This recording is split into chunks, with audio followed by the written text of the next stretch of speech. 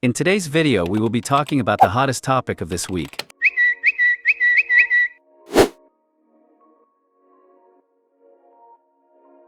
And to be more exact, we will be looking at what really happened with Azuki, the dark story behind the project and its creators.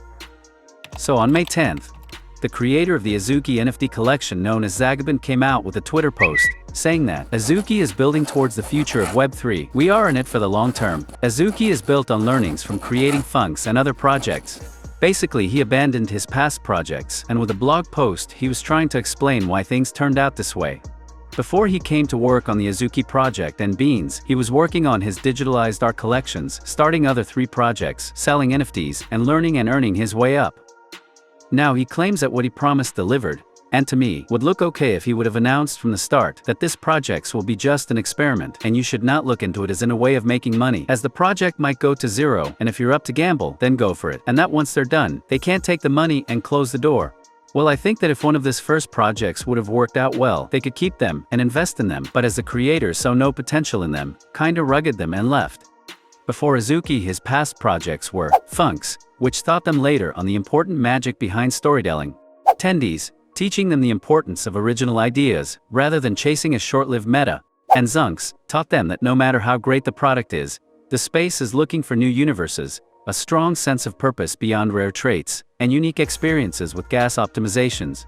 Somehow this added up in building later on a blue-chip project. Now we have some really good projects from them, which are Azuki and Beans. Well, they started to go down now after the story being published. Zagabond was not expecting to receive this much negativity from his came out about his past experiments, and for a few days in a row, the Azuki subject was the hottest trend on Twitter. People were kinda scared after what they found out, and that the Azuki project can be the same, and people started selling. Before all this, the collection was sitting well and growing at 32 Ethereum, and after this publication it went down 3 times. As from this situation, they definitely lost trust and respect, but a few more days will pass, and people will forget about it. Now I still think that Azuki is a great project, and this will definitely not be the end for it. The team somehow shows that they want to be as transparent as possible for the community, and they do have the resources to make a huge comeback. We most probably be expecting some airdrops and other cool features that will make us want to own one of their NFTs. Now whether you should, or not, get into this collection, sell or not, your Azuki and Beans, you should do your own research and make your own decisions. And speaking of cool art, during this week, I found a cool NFT project on Twitter. I really liked the art and decided to get some for myself and give them a shout out. If you would like to check them out and support the creators, I put the link in the description, so you can make your own decisions on it.